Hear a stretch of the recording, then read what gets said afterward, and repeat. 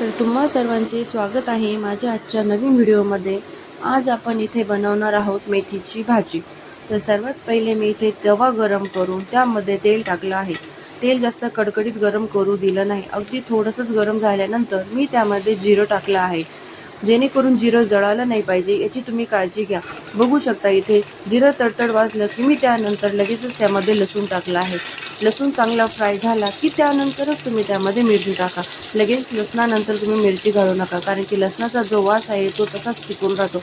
म्हणूनच लसूण नीट फ्राय करून घ्या, त्यानंतरच तुम्ही मिरची घाला। इथे तुम्ही बघू शकता मी इथे एक जुडी मेथीची भाजी निवडून घेतली आहे, ती स्वच्छ अशा पाण्याने धुवून घेतली आहे। तुम्ही जर मेथीची भाजी जर सुरीने कापत असाल तर अशी चूक अजिबात करू नका। मेथीची भाजी ही हातानेच खुडून घ्या आणि ती हलक्या हाताने पाण्यात शक्यतो जास्त पाण्यातच मेथीची भाजी धुवून घ्या। पाण्याची कचरटपणा करू नका, कारण की मेथी ही आपटून दुपटूनही धुतल्याने कडू लागते, सुरीने कट केल्यानंतरही कडू लागते आणि लोक अशी झाडून मेथीची भाजी घेतात। अशी ही चूक करू नका। फक्त जास्त पाण्यात मेथी धुवून घ्या, मेथीची जी मातीरीती आहे ती निघून गेली पाहिजे याची काळजी घ्या। त्यानंतर मी लगेचच तिथे मिरची घातलेली आहे। मिरचीला चटका बसला की लगेचच आपण त्यामध्ये मेथीची भाजी घालणार आहोत। बघू शकता तुम्ही इथे मी कशा प्रकारे लसूण, मिरची आणि जिरं नीट फ्राय करून घेत आहे।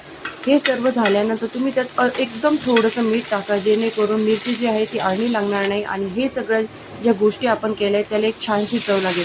आणि इथे मी हातानेच मेथीची भाजी तव्यावर टाकत आहे। मेथीची भाजी टाकत असताना तुम्ही एकदम कोरडी झालेली मेथी टाकू नका, त्यामध्ये थोडंसं पाणी असेल याची काळजी घ्या, कारण की मेथीला पाणी तर सुटेलच, परंतु थोडं पाणी असेल तर अजून मेथी छान प्रकारे शिजली जाईल। आपल्याला वरून पाणी घालायची गरज पडणार नाही। आणि लगेचच तुम्ही मेथी खालीवर करू नका। मेथी खालीवर करत असताना एक काळजी नक्कीच घ्या, आपल्याला जास्त वेळ चमचा किंवा उचटणे किंवा तुम्ही उलटणं म्हणत असाल तर ते जास्त प्रमाणात मेथीमध्ये सारखंच ढवलायचं नाही। असं केल्यानंतर पण मेथीला कडूपणा येतो। त्यासाठी तुम्हाला जी काही मेथीची भाजी खालीवर करायची आहे एकदा ठरवून घ्या आणि मगच तुम्ही 1 किंवा 2च वेळा ती खालीवर करून घ्या। बघू शकता इथे मी किती अलगद हाताने सुरीचे एकदम कडेकडेने मेथीची भाजी खालीवर करत आहे। बघू शकता तुम्ही। तर मी तुम्हाला सांगते मेथीची भाजी अजिबात कडू होणार नाही याची मी तुम्हाला 100% गॅरंटी देते। इथे मी लगेचच त्या बाउलमध्ये थोडीशी मूगडाळ घेतली आहे। मूगडाळ तुम्हाला जास्त प्रमाणात घ्यायची नाही, कारण की मूगडाळ जर जास्त प्रमाणात घेतली तर ती मुगाचीच चव जास्त त्या मेथीला लागते। अगदी मेथीच्या मापाच तुम्हाला मुगाची डाळ घ्यायची आहे आणि मुगाची डाळ तुम्ही जर मेथीत भाजीत टाकत असाल तर ती जास्त वेळ भिजत घालू नका। काही लोक 1-1 तास भिजत घालतात, अशाने ना त्या मुगाच्या डाळीचाच वास आणि मुगाची डाळ कचकच दाताखाली लागते। फक्त 1 ते 2 मिनिट ती स्वच्छ पाण्याने धुवून घ्या आणि लगेचच त्या मेथीच्या भाजीमध्ये तुम्ही टाकू शकता, ज्यामुळे मुगाच्या डाळीला क्रिस्पीपणा येतो आणि ती कचकच दाताखाली लागत नाही।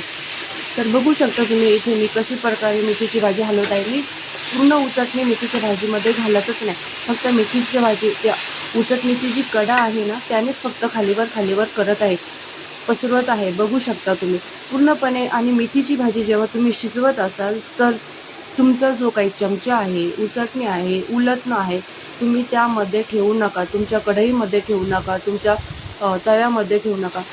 याने पण मेथीच्या भाजीला कडूपणा येतो। तुम्ही जेव्हा मेथीची सुकी भाजी करत असाल किंवा पातळ भाजी करत असाल तर त्यावर ताट अजिबात ठेवायचं नाही। ताट ठेवल्यानंतर मेथीला पिवळसरपणा येतो, मेथीची भाजी पण कडू लागते। आणि मी इथे जास्त कूट घातलेला नाही, एकदम थोडासाच कूट घातलेला आहे, कारण मेथीने पित्त होते, शेंगदाण्याच्या कुटानेही पित्त होते। त्यासाठी तर मी सर्वात पहिले मुगाची डाळ घालून घेतली, ती मेथीमध्ये एकजीव करून घेतली, शिजवून घेतली आणि नंतर मेथीची भाजी जास्त प्रकारे शिजून आली की म्हणजे पूर्णतः शिजत आली तर तेव्हा आपण त्यावरून असा कूट हातानेच भुरळून घेणार आहोत। आणि बघू शकता इथे मी जरा वेळ कूट टाकून मेथीची भाजी तशीच ठेवली आहे आणि जरा वेळाने मग मी ती फक्त आणि फक्त थोडीशी अशी हलवत आहे, पूर्ण प्रकारे खालीवर करत नाही। सारखंच चमचा आपल्याला मेथीच्या भाजीमध्ये घालायचं नाही। हा तुम्ही इतर भाजीमध्ये घालत असाल तर ते ठीक आहे, ग्रेव्हीच्या भाजीमध्ये आपल्याला करावंच लागतं, कारण की ती ग्रेव्ही खाली डागली नाही पाहिजे। पण मेथीच्या भाजीमध्ये तुम्ही अलगद प्रकारेच तुम्ही मेथीची भाजी हाताने पसरा। यासाठी तुम्हाला मेथीच्या भाजीमध्ये मेथी जेव्हा तुम्ही कढईमध्ये टाकाल, तव्यामध्ये टाकाल तर थोडंसं पाणी भाजीमध्ये जाऊ द्या, मेथीची भाजी आपोआपच शिजली जाईल। अशा नवीन ट्रिकसाठी माझ्या चॅनलला तुम्ही नक्की सबस्क्राईब करा, मला सपोर्ट करा, मला छान छान कमेंट्स करा आणि माझ्या व्हिडिओला लाईक करत जा. बघू शकता इथे माझ्या मेथीची भाजी किती छान झालेली आहे. दिसताना पण खूप छान दिसत आहे. तुम्ही सगळ्या बाजूने तिचा व्ह्यू बघू शकता आणि चवीलाही खूप छान झाली होती, अप्रतिम झाली होती.